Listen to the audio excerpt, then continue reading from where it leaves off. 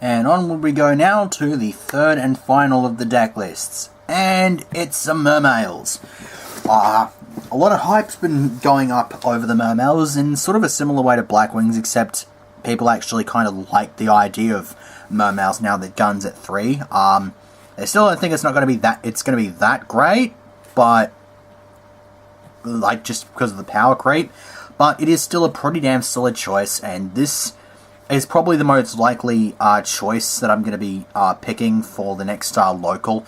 So that's why I did it last, because this is what I seem to be the most comfortable with, even though I have sucked at the 2 or 3 locals that I've taken Mermails to before. Probably just because it's still taking me some time to get used to the deck. Once again, just like the other two, it is not... This has not gone through any testing. This is still just a preliminary sort of setup, just an idea of what I think might have a chance at working. But anyways, I'll just get this list through and through. So for the 7s, I'm playing a pyramid setup. So I've got the 1 lead, 2 Megalo, and 3 Tiers. You can tell how it's a pyramid setup. It's kind of reminds me of the hero setup whenever I used to run a triple alias, double Bubbleman, and the 1 Stratos. But yeah, this is really the most ideal setup as far as I'm concerned. It's a really nicely balanced sort of setup. You do not really need 3 Megalo. You can take the lead out for the 3rd Megalo just if you want to. If you want the level 7s, you have to be easier to summon. I like the lead just because it has the beat sticking capabilities. It's a really nice, solid chunk of wall that you can just put on the board and smack shit out of. Plus, of course, the extra discard effect is really nice to have. So he's really good. Megalo pretty much speaks for itself. It's like pretty much the face of the Mermails. It's been the face of them for quite a while. I mean, it lost some of its sheen with the dropping when it got hit in one of the ban lists like last year or something like that. So it's still a thing. It's still a very solid thing to have, and with Gun now back up to 3, it's very good. 2 is really nice to have. I mean, if you want to run 3, then go ahead. I don't really run 3. I mean, for the obvious reason that I don't have a 3rd one, but I feel like 3 it just increases the chances of clogging a bit with the level 7s. So that's why I went with the pyramid setup, which the base of it is of course formed by the triple Tiers. As always, Tiers pretty much just one of the very central pieces of the deck. Really easy to summon, so I shouldn't be running any less than 3 as far as I'm concerned. Then we have the triple Int again. Pretty much should not be running any less than 3 as far as I'm concerned. I have seen lists that run 2, but this thing is a floater, so it's really nice to have. And it's really central because it just helps you get the level 7s out of the deck, and then when they go into the grave, that makes the guns light. So it all works out at the end of the day.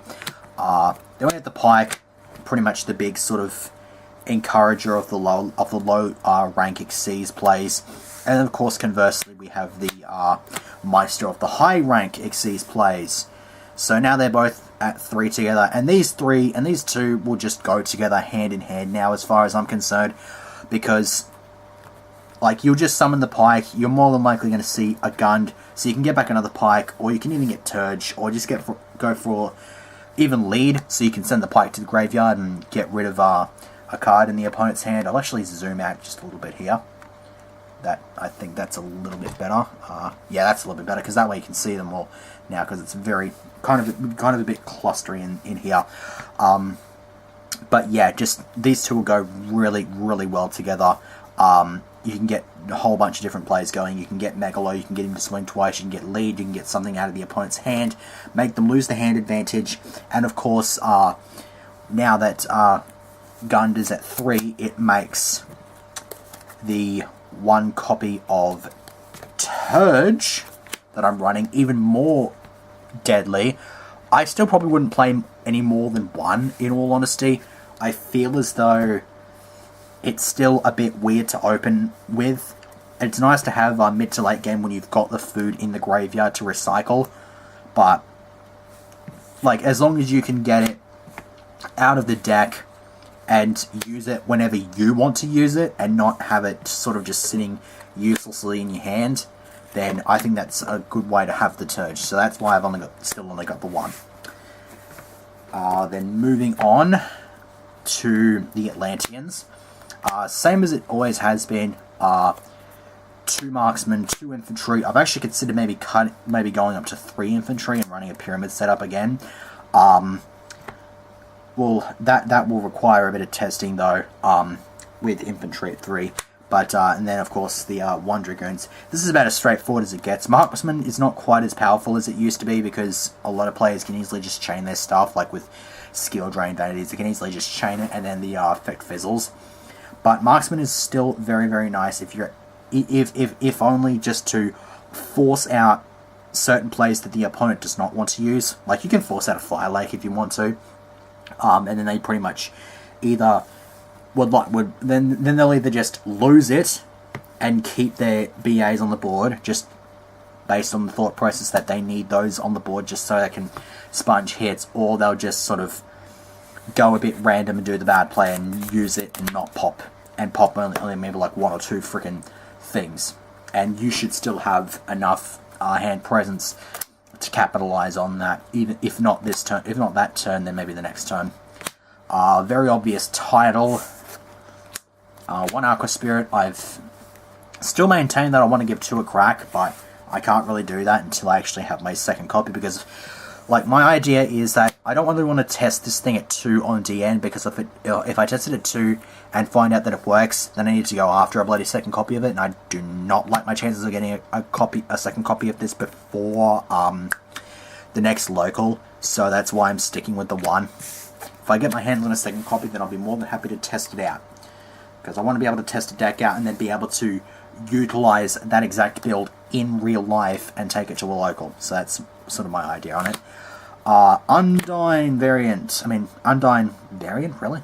Undyne engine, or just Gen X engine in general.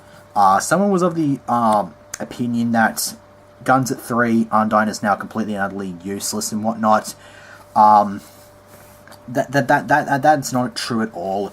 Undyne is so integral to this deck. It is so powerful. Really, really freaking awesome setup to have. You will sometimes clog with it just a bit. Like you'll end up seeing controllers before your Undynes, but that's pretty much something you just have to deal with. It is what it is. Like people will play this deck and they will know the risk that comes with playing this sort of setup, and they usually find a way to deal with it anyway, so there's not really that much of a reason to not run the Undynes. So that's all the monsters running. How many spells is this? 6 spells. I've got the double MST. Would maybe consider cutting it to 1, but I might actually.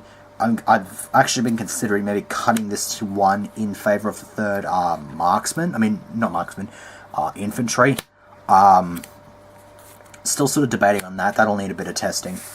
But at the moment it's 2 MST. It's just the whole getting rid of the vanities sort of thing again. 1 salvage. This is really, really nice. I've considered maybe running a second one of this. I'm still a bit iffy about it. I'll probably give it a bit of a test and see how that works. Then the 1 allure, just to get rid of useless, Janus controllers. 1 Book of Moon seems a bit random, but it's a nice thing to have. It can screw over some Xyz plays and Synchro plays, so I think it's a pretty good thing to have. It would actually be nice if it went up to a higher number, like 2 or 3, but it gives me the thought process that Shadows might abuse it just a bit too much if it was being run at 2 or 3. So yeah. Then after 1 Raigeki again. Turn off vanities. That's what he does. That's what it does really, really well. And of course, if you're playing at locals, you have to play Raigeki at locals, because just the rogue decks that'll show up here and there. Then for the traps, triple Abyss Sphere, very obvious play. Then running the double Wing Blast and the 1 Karma Cut. I remember I saw a deck list that was running one of each, but I like the Wing Blast just because it was so multi-purpose. And now that you've got 3 guns, you've got far more discard fodder, and of course you don't have to worry about discarding level 7s because that's the whole thing with the gun again, because you'll just about easily get them back if you have gunned in your hand, because you can just basically, if you've got a level 7 already in the grave, you can just discard gunned, make your opponent go minus, and then you just get the big beat stick. Or you can just get rid of the 7, and so if you've got like a pike or something, you can discard the gunned and then just get the pluses off of that way. So it's really that's what makes this setup really effective. At least in theory, it does that. Hopefully, in practice, it will be a justified sort of thing. Then staple traps, bottomless warning, compulse, about as standard as it gets. Onward to the extra deck. Wait, are these upside down? Yes, they are upside down. God damn it. Kept freaking putting my cards upside down. So stupid. But anyways, extra deck. We now have a quartet of rank 7s in the form of Gaios, Dracossack, Big Eye, and Master of Blades. I'm sort of like on the bandwagon of like cards that you just can't target or else shit happens, or just can't target at all. It's like with the Master of Blades. I've always been a fan of Master of Blades since the day it came out, so having the ability to run it in this deck and actually having a good theory behind it is also really nice to have. Rank 4's Bahamut Shark for combo purposes, 101 Castell because they do what 101 and Castell do best, and then the 1 Dweller. Might test this at 2. It seems like a pretty decent idea in theory if I'm going to be going up against a horde of friggin' BA and stuff like that. So that will definitely be a thing that I would like to give a crack to. Then for rank 3s, Trite for combo purposes, Engineer just for defense, and then Levier just to get shit back. I've always loved Levier since I was alerted to its professionalism in this deck. It was really nice to have. Then lastly for the Synchros, the 1 Leo, very obvious. Gungnir, this is the most likely of the level 7s I've got in here that it's going to be cut for the Goyo if I decide to run the Goyo. At this point, I would like to give it a go. Like, even if I'm doing more testing at locals, I'd like to test Goyo out, so I'm probably going to cut this because I hardly ever make this.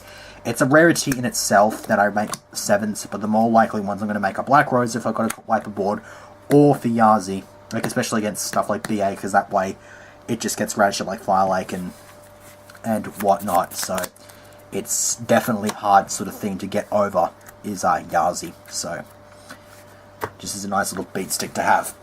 Anyways, for the side deck, this is like easily the best of the 3 side decks that I've got put together. I mean, you could argue Light Sworn's got some pretty good ideas in it, but this one seems this one seems the most solid from what I can see. I've got 2 Max C, just for rogue matchups, can also do some stuff against BA. You can at least go 2 draws, or if the opponent wants to just sit back on their tour guide and whatever and just pass turn, that's always nice, because it's better to have to be sitting on that than to be sitting on frickin' a Dante, which could have gone completely and utterly nuts. And then double Flying C, which I was actually alerted to the silliest goddamn thing, because I saw a match between Mermail and BA. They just went first turn, I think Rubik something else, and then it's just like, yeah, Flying C. And I actually thought for a second, like, the BAs were going to the grave, and it's like, oh, it's okay, it's a synchro. But then I forgot their effects weren't negated, so the Flying C's presence just killed the both of them, which as soon as that hit me, it pissed myself. I just pissed myself laughing. It was really funny. I mean, I think he did get a plus off of, I think it was like a Kerr that he dropped along with the Rubik, but the point is, it keeps Dante off the board, and it actually somewhat keeps Virgil off the board, so that's what I found to be pretty damn hilarious about the whole thing. So, that was nice. System Down. Now, the idea behind System Down is, because if I'm going to be seeing some rogue at locals, I probably might end up seeing a Giga or 2, so this is just there in case that happens. But the primary thing is, it acts as sort of like a second Raigeki against Clifford. Like, if the opponent's got a pretty good board established, I can just hit them with the system down, and it works just about as well as Raigeki, except even better. I mean, the cost is not really going to be that relevant when you've get rid of your opponent's board and then they can't put that board back onto the board. So that's the reasoning behind that. Third MST for obvious reasons. And then 2 Nightbeam because Firelake can be really freaking annoying, so just hit that freaking thing hard. And you should be right. We then have 1 Malcat. This is just a tech choice at the minute, just to get rid of really annoying sort of back rows, big back rows that BA and Satellanites will put together. So that's sort of my idea behind that. Fairy Wind for obvious Clifford matchup. And then 2 Shadow Mirror, 2 Light Mirror for the decks that Shadow Mirror and Light Mirror screw over. So that is it for this trio of deck lists. At this stage, the most likely one is indeed going to be this one, the Mermail one. If you have any ideas about the deck, any sort of ideas about, you know, maybe try this out, or maybe this is the best deck, maybe this one's better to use, or whatnot, definitely let your opinion be known, and I will take this into consideration going into the next local, which, once again, it's not this coming Sunday because it is the sneak peek, but the next Sunday afterward will be the first local of the year. So that's about it. I will go and rest my throat now since I've been tearing it apart for well over an hour, if you count the freaking 15 minutes that were wasted in that bloody failed attempt at the Light Swarm video. So I will see you for whatever it is that I do next.